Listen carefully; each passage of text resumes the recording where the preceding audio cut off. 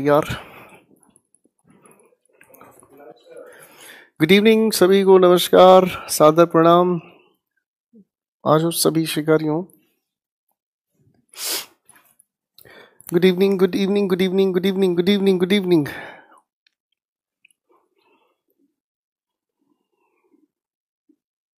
Good evening.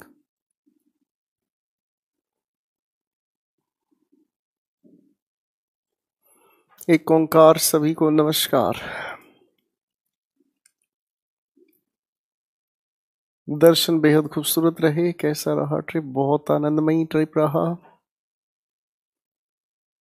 Sir हमारा क्या होगा? आपकी शादी होगी। थोड़ा गुनगुना पानी पिलवाना मेरे भाई।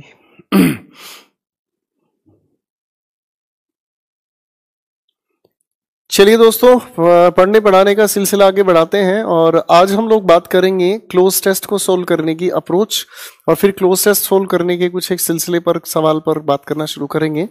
कहानी शुरू करते हैं योमैन के साथ। लेडीज एंड जेंटलमैन, हम लोगों ने इससे पिछली क्लास में समझने का काम किया कॉम्प्रीहेंशन पैसेज। आज हम लोग थोड़ा सा समझने की कोशिश करेंगे क्लोज टेस्ट के बारे में, और ये क्लोज टेस्ट है क्या, काम कैसे करता है, इसे थोड़ा सा समझने का प्रयास करेंगे। हम शुरू कर रहे हैं बस, ठीक है?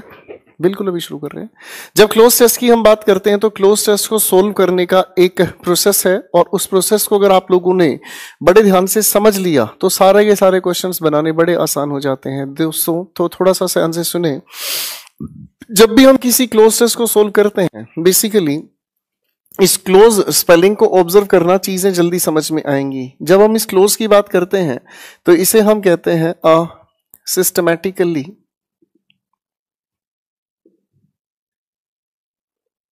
removed word from a passage।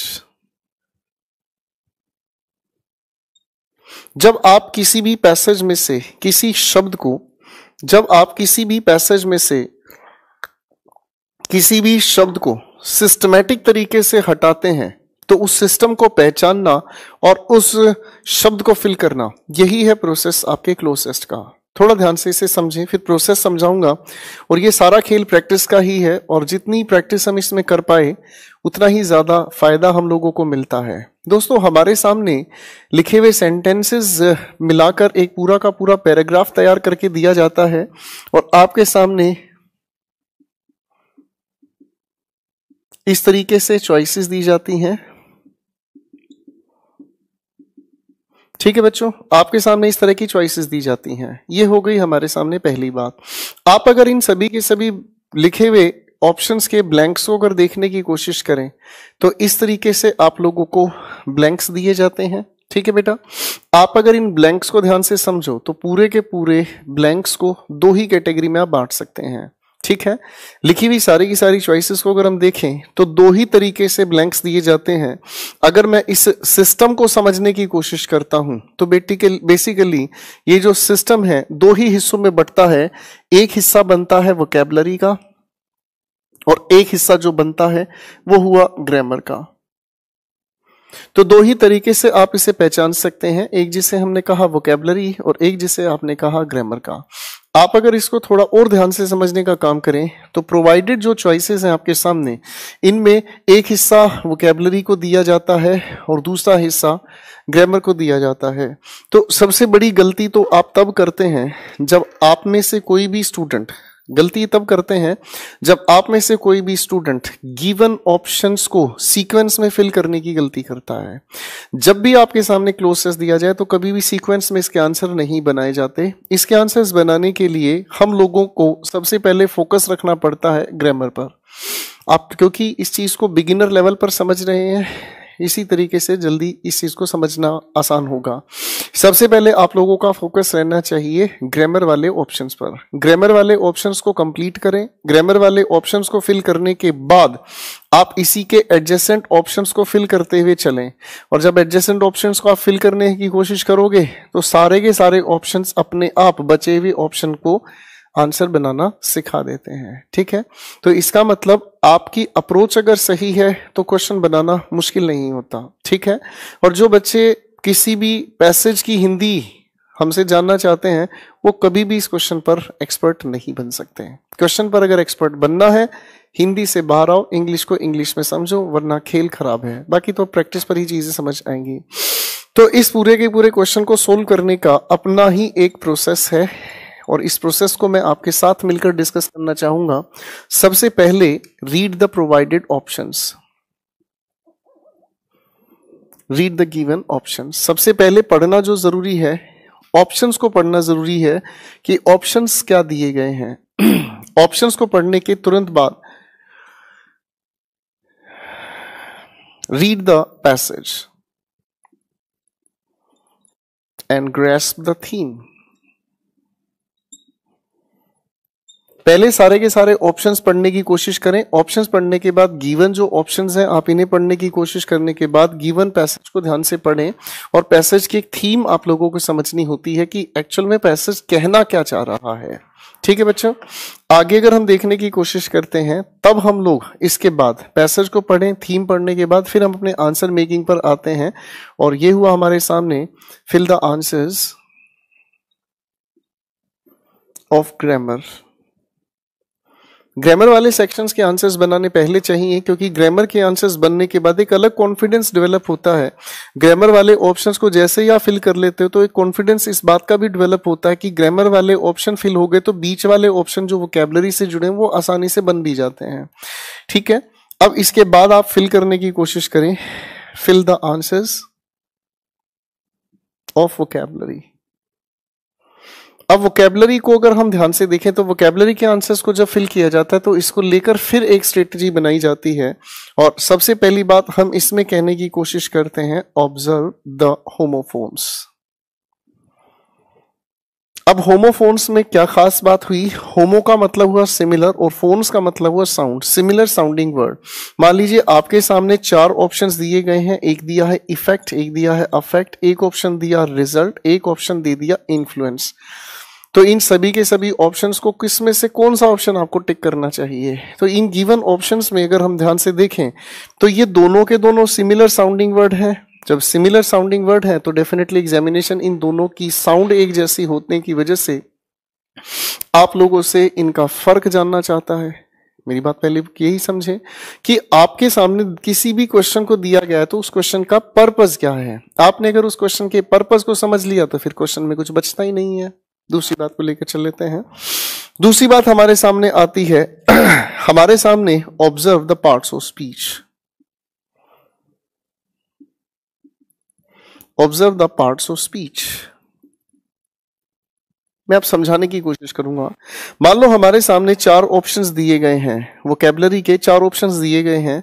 मैं इस 5th ऑप्शन की बात कर रहा हूं। एक ऑप्शन दिया है हमें नाउन, एक ऑप्शन हमें दिया है एडजेक्टिव, एक ऑप्शन दिया है एडवर्ब और फिर ऑप्शन दे दिया एडवर्ब।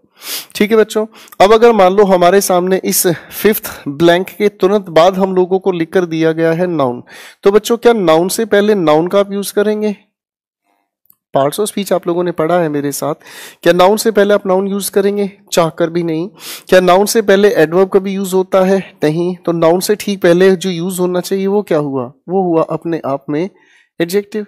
मेरी बात समझ पाए हैं? इसी को लेकर अगर हम चलते हैं तो इसको लेकर एक और अप्रोच हम लेकर चलते हैं। जब हम अपने क्लोज टेस्ट के ऑप्शंस को हम फिल करने की कोशिश करते हैं तो हम इनको कैटेगराइज करते हुए चलते हैं। और कैटेगराइज करने के लिए एक हुआ पॉजिटिव और एक हुआ नेगेटिव सेंस। थोड़ा ध्यान से इसे समझें। हमारे पूरे के पूरे पैसेज को जब हम लोगों ने पढ़ने की कोशिश की तो एक थीम हमने डिराइव की। थीम 2 ही तरीके की बात करता है, या तो कोई पॉजिटिव एस्पेक्ट बताना है या फिर नेगेटिव एस्पेक्ट बताना है। अब जब नेगेटिव एस्पेक्ट बता रहे तो नेगेटिव किस्म के ही वोकैबुलरी को आप चुनेंगे, पॉजिटिव वोकैबुलरी को क्यों चुनेंगे? Got my point? तो इस तरीके से अलग अलग ऑप्शन को रेक्टिफाई करते हुए चलना है। बच्चों पहले एक बार इस प्रोसेस को समझ लो। अब इसके बाद मैं आपके सामने पेश हुए क्वेश्चंस को पढ़ना समझना सिखाना चाहूंगा। प्रैक्टिस होगी और प्रैक्टिस से ही खेल समझ आएगा कि एक्चुअल में हम क्या कहना, क्या समझना, समझाना चाहते हैं। ठीक है, एक बार फटाफट से आप देख लीजिएगा। तो क्वेश्चन आपके सामने हाजिर होने वाले हैं।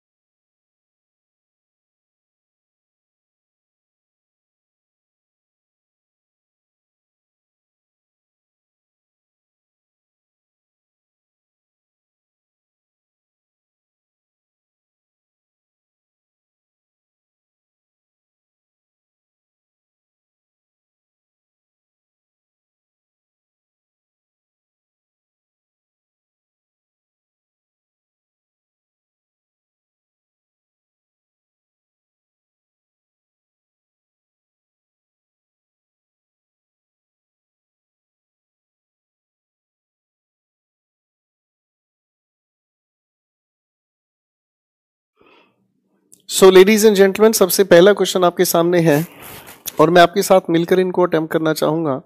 सबसे पहले ऑप्शंस को देखने का काम करते हैं। लिखा है ordinary, exclusive, innovative, essential. Ordinary का आधार हुआ साधारण, जो कहीं पर भी देखा पाया जा सकता है। एसेंशियल का अर्थ अगर हम समझें तो एसेंशियल जिसके बिना काम ना चले। एक्सक्लूसिव, एक्सक्लूसिव का मतलब होता है जो हटके है। एक्सक्लूड शब्द से ये बना है, एक्सक्लूसिव का मतलब हुआ जो चीज हटके है। इनोवेटिव जो नई है। System, proof, plan, attempts. System mechanism का हिस्सा है, प्रूफ एविडेंस का नाम हुआ, प्लान कोई काम कैसे करना है ये हुआ, अटेम्प्ट्स चारों शब्दों में बिल्कुल ही अलग है क्योंकि अटेम्प्ट एक वर्ब है और इस वर्ब के साथ एस जोड़ने का कहानी बिल्कुल अलग है। Third option suggested, hoped, invented, proved. Invent का अर्थ हम सभी को पता है, जो चीज पहले नहीं थी, पहली बार लोगों के सामने लाई गई हो या आई हो, उसे हम इन्वेंट कहते हैं। खैर बाकी शब्दों तो नॉर्मल है। Want, attempt, resort, pleased. Pleased का मतलब से प्रसन्न किया जाए। अटेम्प्ट कोई काम करने की एफर्ट्स लगाना। वांट आवश्यकता। रिजॉर्ट, रिजॉर्ट एक रिक्रिएशनल प्लेस भी हो सकता है, या रिजॉर्ट का मतलब होता है जब आप थक कर बैठकर आराम करने की उम्मीद करते हैं। That they leave, to be leaving, to leave, to have left, ये सभी के सभी हमारे वर्ब के पैटर्न्स हैं। आ जाओ बच्चों क्वेश्चन पर। Communication is the most blank aspect of life. Like human beings, insects, birds and animals are also said to have some blank of communication. याद रखना बच्चों, जब पैसेज पढ़ें तो कोई आंसर साथ साथ बनाने की कोशिश ना करें। पैसेज को पढ़ो सिर्फ पैसेज की थीम समझने के लिए, ठीक है ना जी, क्योंकि कभी कभी एक ब्लैंक का आंसर हमें पैसेज की आखिरी लाइन से तैयार करना होता है। तो कोई तकाजा न दिखाएं, पूरे के पूरे पेपर को टाइम बचाने के लिए आप लगे रहे, लेकिन क्लोज टेस्ट और सेंटेंस रीअरेंजमेंट में समय लगाने की कोशिश करें। Like human beings, insects, birds and animals are also said to have some blank of the communication. It has been blank that insects blank to chemical communication of messages because some female insects use their scent as communication to attract the males. The ants are said blank trails which are used by other ants for transporting food. इस लिखे हुए पूरे के पूरे passage में communication के बारे में, कम्युनिकेशन को हिंदी में हम संप्रेषण कहते हैं, ठीक है। जब एक इंसान अपनी बात दूसरे को समझाना चाहता है, किसी भाव को, किसी विचार को या किसी भी बात को, कम्युनिकेशन कहलाता है। और ये कम्युनिकेशन इंसानों की तरह इंसेक्ट, बर्ड्स और एनिमल्स के बीच भी होता है, ये बताने का है सारा का सारा ये सिलसिला। चलिए अब आंसर मेकिंग शुरू करते हैं। Communication is the most essential aspect of, essential aspect, ठीक है बेटा। इनोवेटिव तो हम कह नहीं सकते क्योंकि इनोवेटिव में कुछ नया नहीं है। अरे वो पता नहीं कितने जमाने से या कितने अरसों से हम कम्युनिकेट करते आ रहे हैं। सिंबॉलिक कम्युनिकेशन है, वर्बल कम्युनिकेशन है, ओरल कम्युनिकेशन है, चित्रों से भी हमने कम्युनिकेट करना सीखा है। ये पाषाण युग की मैंने बात की, तो इनोवेटिव नहीं है, ये एसेंशियल है। is the most essential aspect of life. Like human beings, insects, birds and animals are also said to have some system. उनका भी अपना एक सिस्टम है जिससे वो कम्युनिकेट करते हैं। Some system of communication it has been blank that insects it has been। अब यहां पर जो कही गई बात है, सजेस्ट नहीं किया गया, होप नहीं किया, इन्वेंट नहीं किया गया, इट हैज बीन प्रूव्ड, ये सिद्ध किया जा चुका है कि इंसेक्ट अटेम्प्ट टू केमिकल, ठीक है जी, attempt to, sir fourth option की हम बात कर रहे हैं, नहीं अटेम्प्ट नहीं, resort. It has been proved that insects resort to chemical communication। वो अपना एक फिक्स पैटर्न बनाकर चलते हैं और केमिकल ड्रॉप करते हुए अपने मैसेज दूसरे एनिमल्स तक कन्वे करते हैं। वो अपने शरीर की गंध से या अपने शरीर से कोई लिक्विड डिस्पोज करते हैं जिस गंध को दूसरे पहचानते हैं, सूंघते हैं और उसी की वजह से रिएक्ट करने का काम करते हैं। Some female insects use their scent as communication to attract the males। और कुछ फीमेल इंसेक्ट हैं जिनका मेल एनिमल्स को या मेल इंसेक्ट को अट्रैक्ट करने का तरीका होता है। The ants are said अब सेड है पैसे में, तो said to have left trails, ठीक है जी, said to have left trails which are use by other ants for transporting food, ठीक है जी। तो एंड्स भी जो कुछ छोटी सी ट्रेल, ट्रेल का मतलब लाइन होता है बच्चों, ठीक है, ट्रेल का मतलब एक लाइन होता है, वो एक लाइन पंक्तिबद्ध तरीके से अपनी शरीर से कुछ केमिकल छोड़ते चले जाते हैं, जिसे दूसरे एनिमल्स मतलब दूसरे एंड्स फॉलो करते जाते हैं। तो आपके सारे आंसर्स बनते हैं। अब इस सवाल पर आप थोड़ा सा दिमाग लगाएं, प्लीज टेक योर टाइम, जितना आप समय लगाएंगे उतना ही फायदा आप लोगों को मिलेगा। Take your time please.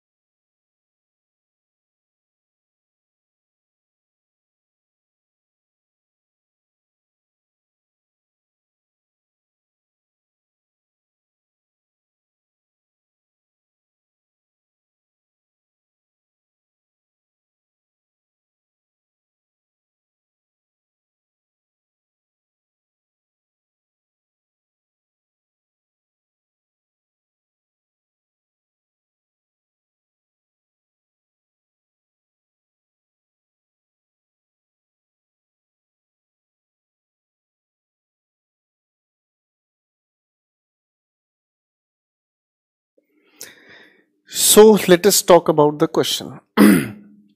सबसे पहले प्रोवाइडेड ऑप्शंस को हम पढ़ेंगे। Created, formed, opened, made. Create किसी चीज को बनाना, फॉर्म सलीके से किसी चीज को आकार देना, ओपन कोई भी बोतल है उसे खोलना, ढक्कन हटाना, खोलना, व्हाटएवर।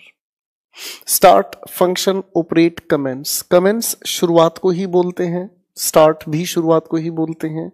ऑपरेट आप किसी मशीन को करते हैं। फंक्शन जब कोई मैकेनिज्म जो आपने डिसाइड किया है वो फंक्शन करता है। Broke in, broke into, broke out, broke up, सभी फ्रेजल वर्ब है। ब्रोक अप का मतलब होता है रिश्ता तोड़ना। ब्रोक इन का मतलब है अचानक से हुई एक मुलाकात। ब्रेक इनटू का अर्थ होता है जब आप किसी के घर में जबरदस्ती घुसकर चोरी करने की उम्मीद रखते हैं, ब्रेक इनटू कहते हैं। ब्रोक आउट फूट पड़ना, बीमारी फूट पड़ती है किसी एरिया स्पेसिफिक में। किसी इंसान को दुख भरी खबर आप सुना दें तो ही breaks out in tears. Wastage, loss, calamity, disturbance. Calamity विपदा को बोलते हैं। रिजल्ट, रीजन, कॉज, मैटर, सभी के सभी कारण बताने वाले शब्द हैं। Destroyed, mutilated, killed, disabled. Disable, killed. अगर हम कहें म्यूटिलेट करना तो हथियारों से। Disabled, unfit, disadvantaged, handicapped. Handicap करने की बात करें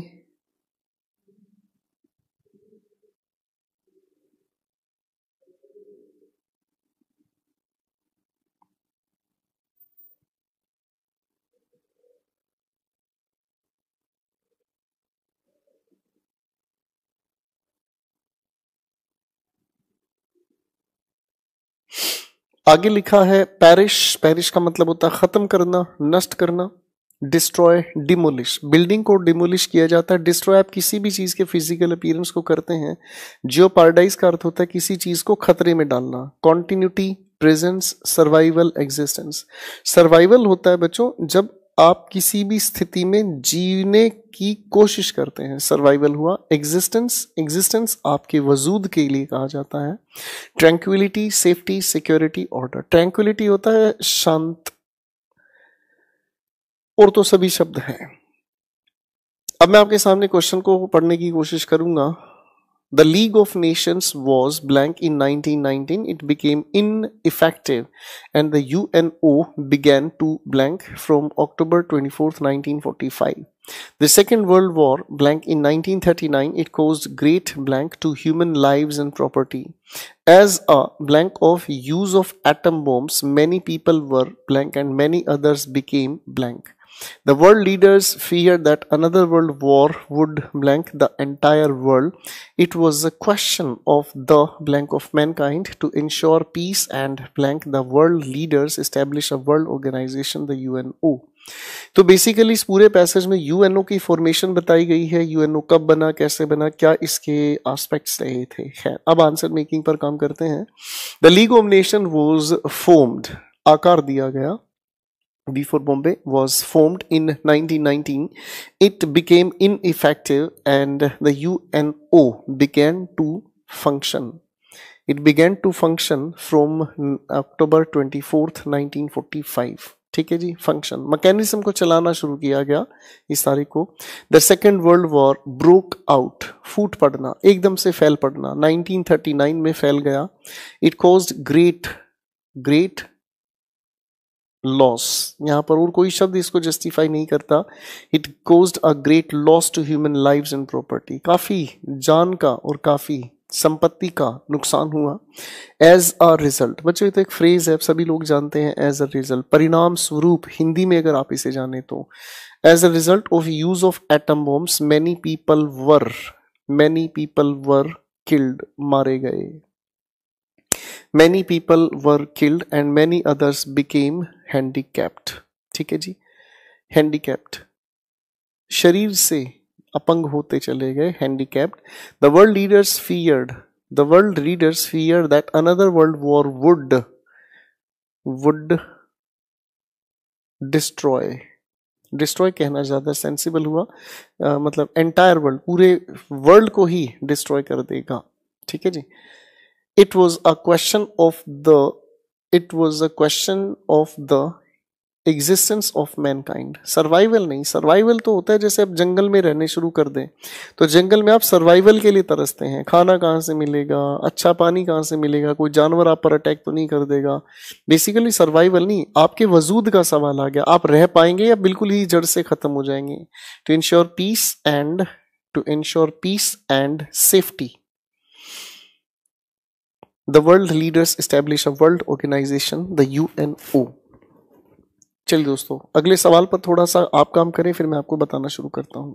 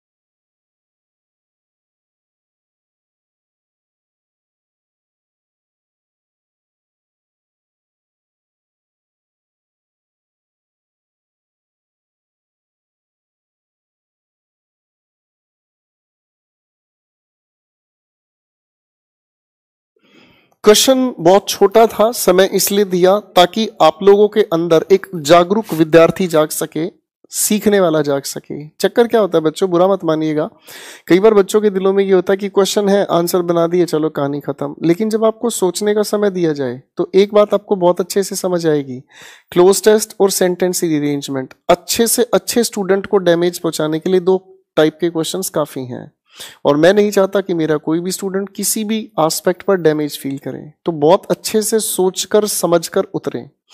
क्वेश्चन के ऑप्शंस पर ध्यान दें, सीन, हर्ड, अनसीन, कॉमन। अब बच्चों देखो ध्यान से, चारों के चारों शब्द एडजेक्टिव्स हैं। कॉमन हम उसे कहते हैं जो हर जगह पाया जा सकता है, वो चीज कॉमन कहलाता है। ब्रास, प्लास्टिक, ग्लास, मेटल, चारों के चारों शब्द मटेरियल नाउन है। मटेरियल तरह के एडजेक्टिव भी हो सकते हैं। बोर, मोल, बोर, कैविटी। बोर, ध्यान से देखना बच्चों, ये दोनों के दोनों जो शब्द हैं सिमिलर साउंडिंग वर्ड्स हैं। BOAR की अगर हम बात करते हैं तो ये एक मेल पिग कहलाता है, और BORE की अगर बात करें तो बियर की सेकंड फॉर्म है। मोल आप जानते ही हैं, तिल, और कैविटी, कैविटी होती है जब किसी चीज के बीच में सुराख हो जाए, दांतों के बीच सुराख हो जाते हैं, कैविटी कहलाता है। Tube, centre, edge, place. Edge किनारा कहलाता है, प्लेस स्थान हुआ, सेंटर आपको पता ही है। और ट्यूब सर आप लोग जानते हैं मैथमेटिक्स में ट्यूब से संबंधित सिलेंड्रिकल होलो सिलेंडर कोई ट्यूब कहते हैं। दैट ऑल AN आर्टिकल्स और डिटरमिनर्स का सवाल है, खैर छोड़िए। द थर्मोमीटर, लो जी सवाल अपने आप में ही खत्म हुआ, थर्मोमीटर से ही संबंधित है। थर्मोमीटर की कंस्ट्रक्शन बताई गई है। Thermometer is an instrument for measuring temperature. The blank form consists of a blank tube with a fine blank. One end of the is blown to form blank bulb and the other is closed. सभी की सभी choices पर काम करते हैं। The thermometer is an instrument for measuring temperature. The common form, common जो हर जगह पाया जाता है, the common form consists of a glass. आप लोगों के घर पर जो टेम्परेचर मेजर करने वाला थर्मोमीटर है वो कांच से बना है, ठीक है। वैसे आजकल तो डिजिटल भी आ गए हैं, इलेक्ट्रॉनिक भी आ गई हैं, चीजें अलग अलग तरीके के हैं, पर हम जो जनरली हर घर में देखते हैं वो कांच से बना है, इसलिए बी फॉर बॉम्बे ज्यादा अप्रोप्रिएट हुआ ऑप्शन 2 के लिए। A glass tube with a fine cavity, cavity कहना ज्यादा सेंसिबल है। With a fine cavity, one end of the tube, देखो सर पैसेज की शुरुआती बातों में ट्यूब का जिक्र है तो ट्यूब ही तो इसमें लिखोगे। Of a tube is blown to form a, article A का यूज किया, form a bulb and the other is closed. चलिए ये भी निपटा, अगले क्वेश्चन पर काम करें। टेक योर टाइम प्लीज, समय लगाएं, अच्छे से आंसर बनाएं बच्चों, हौसला मत अपना हटाएं, जितना कोशिश करेंगे उतना फायदा आपको मिलेगा। Take your time please.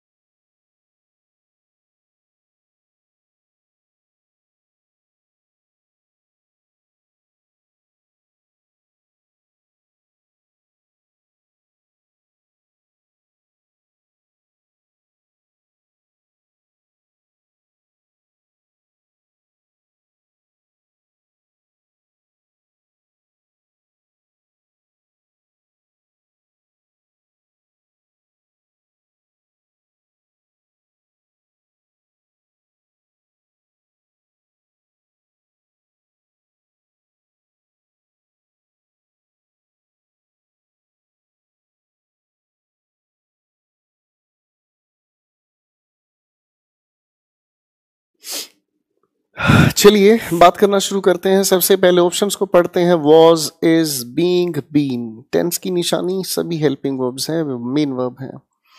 Created, emptied, filled, threatened. बाकी तो तीनों शब्द मिलते जुलते हैं, लेकिन थ्रिएटेंड की सेंस समझने, ये धमकी की सेंस में दी गई।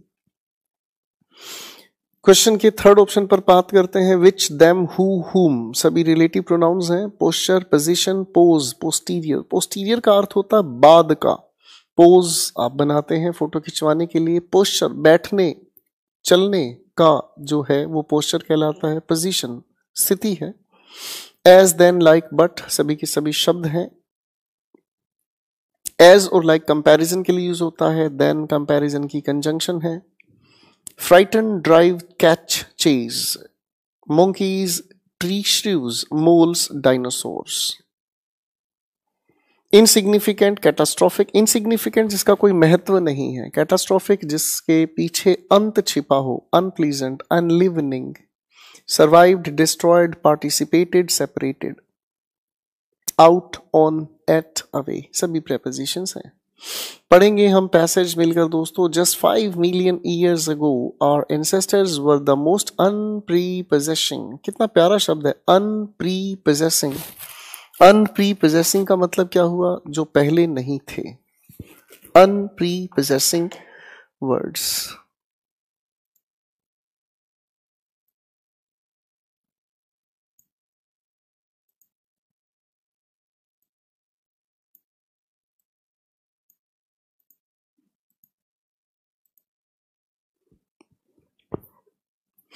अनप्रीपोजेसिंग मैं देख नहीं पा रहा हूं, कहां चला गया मैं। Of mammals, creatures with the size and intelligence of the moles and tree shrews. Tree shrew एक तरह का जानवर है। The earth then blank full of awesome nightmarish lizard. Nightmarish जो डरावने सपने। लिजर्ड्स, लिजर्ड आपकी छिपकली होती है। which blank virtually every ecological niche. Some of blank had very large brains and upright and two little front legs, very much blank hands, which they used dexterously to blank small mammals for dinner.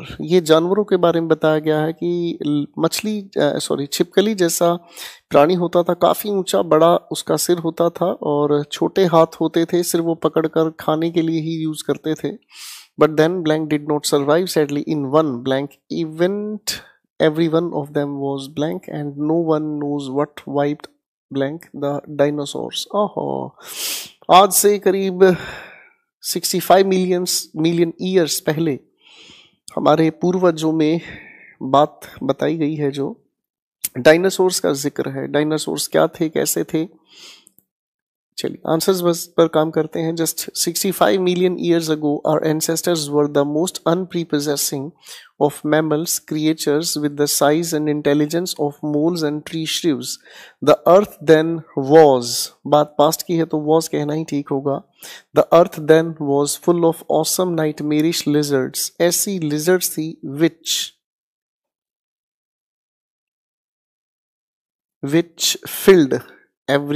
which filled virtually every ecological niche. Some of them had very large brains and upright posture. उनके खड़े होने का तरीका, वो कमर के बल सीधे खड़े होते थे, upright posture, and two little front legs were much like, comparison की बात है, much like hands, which they used dexterously to catch, पकड़कर खाने के लिए यूज किया गया है। To catch small animals for dinner. But then option 7 कहता है डायनासोर्स, क्योंकि डायनासोर्स के बारे में ही बात कही गई है। But then dinosaurs did not survive sadly in one catastrophic, अंत हुआ जिससे सृष्टि का event. Every one of them was wiped, ये क्या लिखा है, डिस्ट्रॉयड। एक ही स्टेप में सारे की सारी डायनासोर प्रजाति डिस्ट्रॉय हो गई। ये शायद आप लोगों को पता होगा कि सृष्टि में डायनासोर्स होते थे और वो डायनासोर्स बेसिकली अपने आप में इस सृष्टि में थे और एक ही आपकी सृष्टि पर, आपकी अर्थ पर एक छोटी सी मेटेरॉइड के टकराने की वजह से सारे के सारे डायनासोर्स खत्म हुए। आगे लिखा है event every one of them was destroyed, no one knows what happened, या what wiped out the dinosaurs. Wipe out का मतलब होता है जड़ से मिटा देना। तो ये सारे आंसर्स आपके बन चुके हैं। अगले पैसेज पर आप काम करें जरा, please take your time.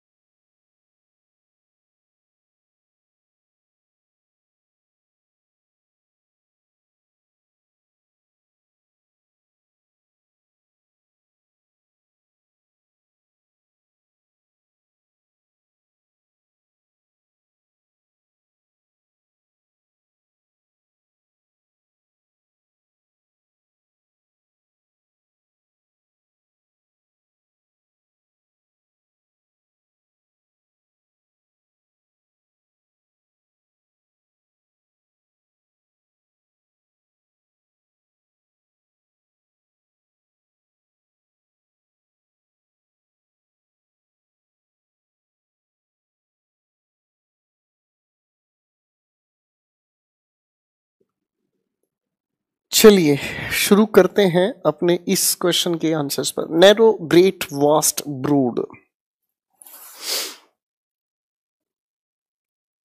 Around below above across garden park oasis pond oasis जमीन, जो रेगिस्तानी जमीन है, उस जमीन के अंदर जब पानी आ जाता है तो एक छोटा सा ओसिस तैयार होता है। Want, lack, search, shortage, horse, camel, donkey, cattle. समझने का सवाल है यहाँ पर आखिरी पांचवें ऑप्शन के अंदर ये एनिमल्स का क्या जिक्र कहना चाहता है। Horse, camel, donkey, cattle. Donkey अगर बोझ ढोने के लिए यूज हुआ, कैटल सारे तरह के जानवरों के लिए, कैमल रेगिस्तानी बात, हॉर्स फाइटिंग के लिए, रनिंग के लिए, रेसिंग के लिए यूज होने वाली बातचीत करेगा। खैर पढ़ते हैं पैसेज को। Arabia is a blank sandy desert. At daytime the sand becomes fiery. Fiery होने का मतलब तूफान आने की बात। There are springs here and there. There are springs here and there, which grass, fig, palm trees grow and make a cool shady blank where the Arabs live in easily movable tents. They move from place to place in blank food. They load the blank and move for miles as if he is the ship of the desert. यहाँ ही use किया गया और सब जानते हैं कि ship of the desert की अगर हम बात कहना चाहते हैं तो ship of the desert basically camel के लिए यूज कहा गया है। चलो आपका आंसर आखिरी तो मिल ही गया है, कैमल। खैर क्वेश्चन पर काम करते हैं। Arabia is a blank sandy desert. अब देखो नैरो तो कहा नहीं जा सकता, वास्ट, ब्रोड, ग्रेट। ग्रेट नहीं कहा जा सकता, इसके पीछे कोई महानता नहीं है। तो बेसिकली ब्रोड की जब हम बात करते हैं तो ब्रोड इशारा करता है चौड़ाई की तरफ, लेकिन यहाँ चौड़ाई का जिक्र नहीं है बच्चों। यहाँ पर जो बात कही गई है वो बात कही गई है वास्ट, जो लेंथ ब्रेड्थ दोनों की बात कर रहा है। The sand becomes fiery. There are springs here and there. Springs पानी के ही होते हैं। There are springs here and there. उसके बाद इसने कहा है around which grass, fig, palm trees grow and make a cool shady oasis. रेगिस्तान में ओसिस ही बनते हैं पानी की वजह से। Where the Arabs live in easily movable tents, they move from place to place in search of, ये तो सभी को पता है, एक prepositional phrase है, in search of food, खाने की खोज में वो निकलते हैं। they load the camel and move for miles. लो जी आपका आंसर सभी के सभी बन ही गए हैं। अगले सवाल की तरफ बढ़ते हैं बच्चों। ये आपको आंसर्स बनाने हैं। Take your time please ladies and gentleman.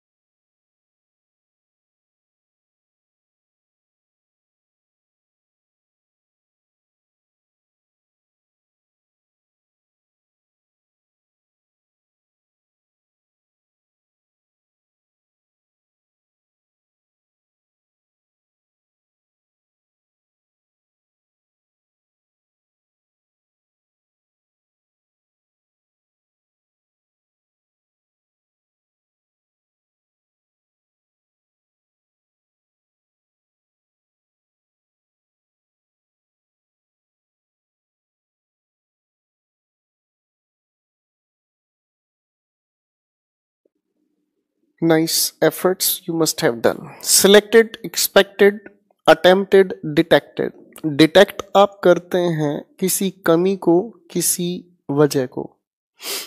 Has, did, was, had सभी की सभी टेंस के अकॉर्डिंग यूज होने वाली हेल्पिंग वर्ब्स हैं.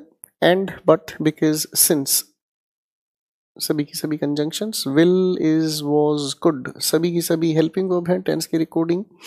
Is, be and was. सवाल नहीं समझा, एंड कहने का क्या मतलब हुआ. एंड एक कंजंक्शन है, बाकी सभी वर्ब हैं. Anything, each thing, something, nothing. For, at, with, by, from, and, without, against. Then, although, pretended, behaved सभी की सभी शब्द हैं. प्रिटेंडेड, बिहेव्ड, लुक्ड, शोड सभी की सभी शब्द हैं.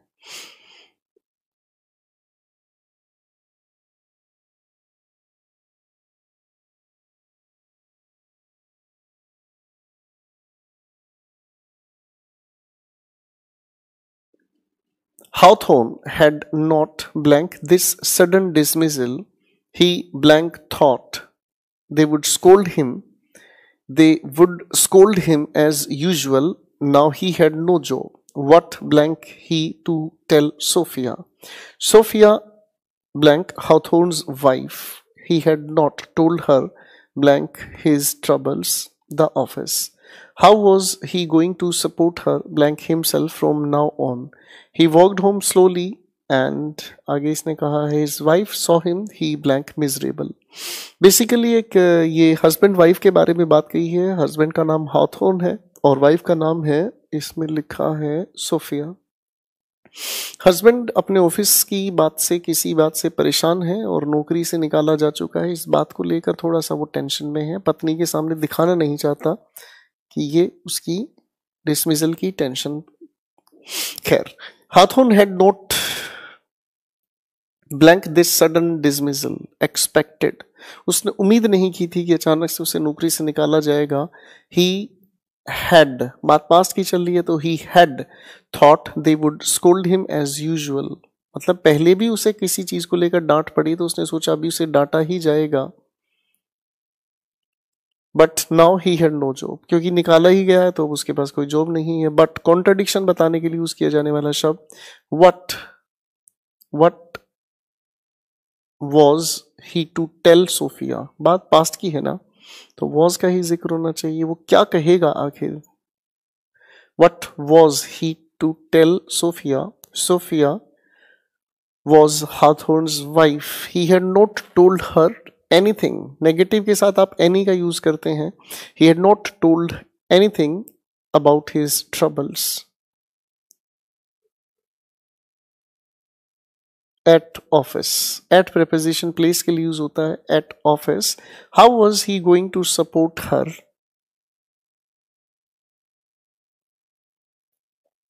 एक बार फिर से पढ़ना चाहूंगा. How was he going to support हर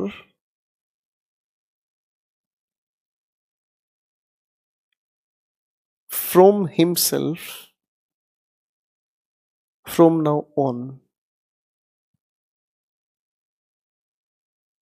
नहीं नहीं नहीं, यहां पर एंड कंजंक्शन यूज होना चाहिए बेटा. बिल्कुल ठीक है, एंड कंजंक्शन होना चाहिए. How was he going to support her and himself from now on. क्योंकि नौकरी नहीं है तो पैसा नहीं है, और पैसा नहीं है तो किस तरीके से वो खुद को और अपनी पत्नी को सपोर्ट करेगा. He walked home slowly. He walked home slowly. Although contradiction की बात कर रहा है. Although his wife saw him he looked miserable. क्योंकि जिस इंसान की नौकरी चली जाती है भैया वो दुखी दिखाई देगा ही, और उसकी पत्नी ने उसे पहले ही देख लिया था. खैर चलिए, हमारे आंसर्स बन ही गए हैं. अब चलते हैं थोड़ा सिलसिले को लेके अगले क्वेश्चन की तरफ. लेडीज एंड जेंटलमैन, बहुत प्यारे सवाल हैं, सोल्व करें. काफी इंपॉर्टेंट है, ये आपका परीक्षा में दिया भी गया है सीडीएस में.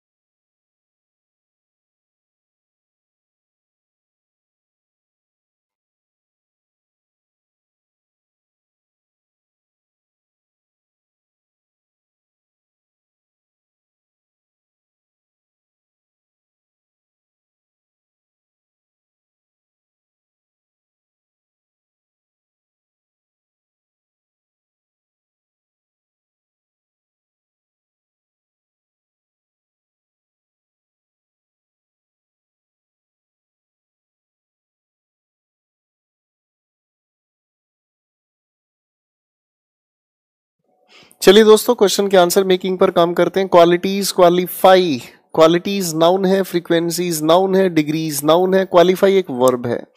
हार्डशिप, स्कॉलरशिप, कोर्टशिप, रिलेशनशिप्स, जिनके साथ ये शिप जुड़ा है, ये सभी के सभी एब्स्ट्रैक्ट नाउन है। ट्रू, ट्रुथ, ट्रूथफुल, ट्रूली, ये सभी के सभी अपने ट्रू की कोलोकेशंस हैं। ठीक है बच्चा। Be friend, friendship, friend, friendly, be friend अपने आप में एक वर्ब है, फ्रेंडशिप एक एब्स्ट्रैक्ट नाउन है, फ्रेंड एक कॉमन नाउन है। अगला शब्द fear, afraid, fright, fret, fret का मतलब होता है डर कर चलना। ठीक है। ओपिनियन, डोमिनियन, कंसर्न, सजेशन, ये सभी के सभी शब्द आपके नाउन है। अप्रूवल, अप्रूव, अप्रूव एक वर्ब है।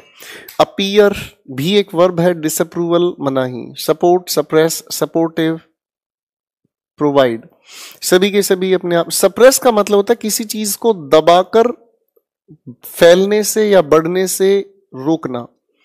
जियोपार्डाइज, खतरे में डालना। जेलसी, ह्यूमिलिटी, ओपन माइंडेडनेस, सभी की सभी शब्द हैं। ह्यूमिलिटी का अर्थ होता है जब आप किसी का अपमान करते हैं।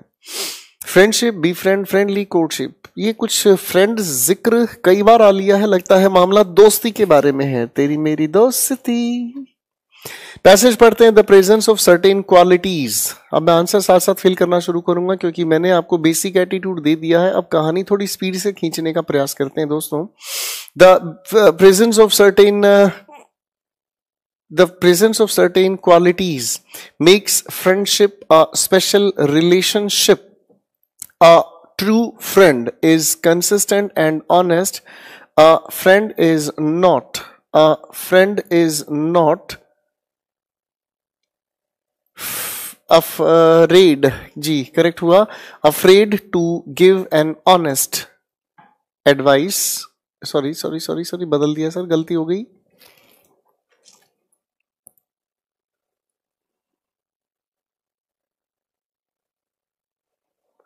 यहां एडवाइस तो है नहीं, तो यहां पर आना चाहिए ओपिनियन, एन ऑनेस्ट ओपिनियन, विचार प्रकट करना। एक सच्चा दोस्त कभी भी अपने विचार प्रकट करने से घबराता नहीं है। Does not say anything for the sake of getting approval.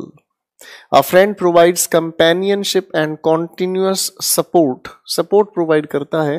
There is no room for pride, jealousy और राइवलरी इन फ्रेंडशिप। सभी की सभी बातें अपनी क्लियर हैं। बात दोस्ती के बारे में है और दोस्ती के छोटे से मसले पर पैसेज दिया गया। चलिए दोस्तों, फटाफट से इनको भी आप एक बार सोल्व करने की कोशिश करें, फिर आगे बढ़ाते हैं मामला।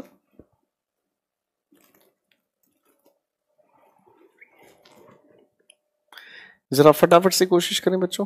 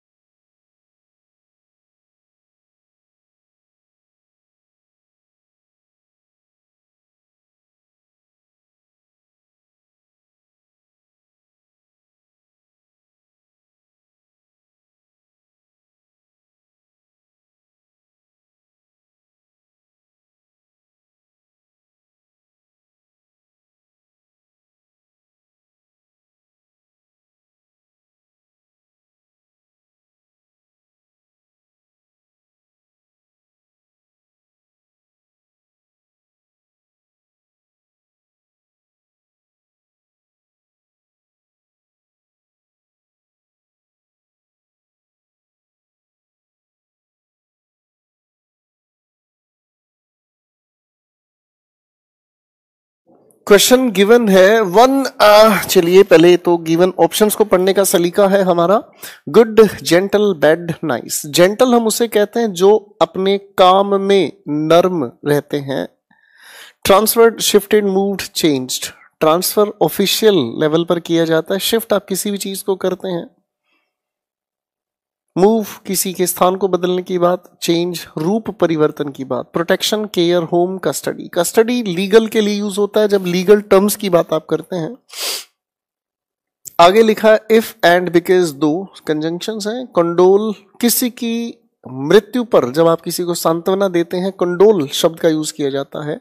लव, कंसोल, कंसोल भी यही है। प्रेज प्रशंसा करना। कंडोल और कंसोल दोनों का एक ही अर्थ होता है, तो दोनों का अगर एक ही अर्थ है तो दो ऑप्शंस में क्यों दिए गए? इसका मतलब ना तो ए होगा और ना ही डी होगा। अब चलते हैं पैसेज पढ़ने पर। One fine morning a blank man knocked at the doors of the home for the aged run by nuns. He told the nun in charge that as he was blank to Delhi, he wanted to leave his servant maid to the blank of the nuns. He assured the nun of sending some money every month. She was an orphan. The nun, her saying that she had got an excellent master. बड़ा simple सा जिक्र है इस पूरे के पूरे passage में। जिक्र किस बात का है?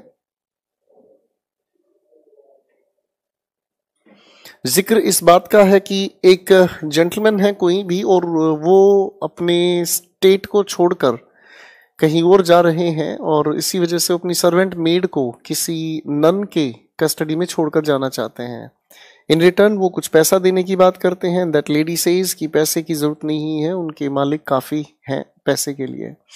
One fine morning, a gentleman knocked at the doors of the home for the aged run by nuns. He told the nun in charge that as he was transferred to Delhi, he wanted to leave his servant maid to the home, क्योंकि ऊपर भी home का ही जिक्र है, home of the nuns. He assured the nun of sending some money every month. Because she was an orphan, the nun praised her, saying that she had got an excellent master. उसने इस बात से प्रशंसा की कि उसका जो मालिक है वो बड़ा दयावान है, इसलिए उसे किसी के पैसे की आवश्यकता नहीं है। तो दोस्तों, मैं आज आप लोगों के साथ जो डिस्कस करना चाह रहा था वो क्लोज टेस्ट को लेकर एक करेक्ट एटीट्यूड, एक करेक्ट अप्रोच क्या है वो समझाने का प्रयास मैं आपके साथ मिलकर कर रहा था। इसी तरीके से क्लोज टेस्ट आप लोगों की परीक्षा में दिए जाते हैं और इसी तरीके से उन्हें सोल्व किया जाता है। मैं उम्मीद करता हूं आज का सिलसिला आप लोगों का बड़ा मददगार रहेगा। आप इन्हें रिवाइज करें, सोल्व करें। कल भी हम क्लोज टेस्ट पर आगे बढ़ेंगे, ठीक है? तो आज ये कमेंट्स पर जिसे जो कहना है, सुनना है, समझाना है, वो अपने दिल की बात कह सकता है। फिर बातें आगे लेकर चलना चाहेंगे हम। सभी के सभी क्लोज टेस्ट सीजीएल या किसी भी परीक्षा से लिए गए हैं, ठीक है? सभी के सभी क्लोज टेस्ट सीजीएल वगैरह हर एक परीक्षा से लिए गए हैं, ठीक है? ऐसा बिल्कुल भी नहीं है कि कोई एक पेपर हमारे सामने है, हम सभी पेपर्स को लेकर चलते हैं। ये चीज मैं बार बार कह चुका हूं। तो मैं उम्मीद करता हूं यहां तक की बातों को आप अच्छे से पढ़ लेंगे तो बहुत अच्छा होगा। आगे लेकर चलने की कोशिश करेंगे अगली क्लास में। आज के लिए इतना ही। Good night, God bless you, take care, thank you everyone, God bless.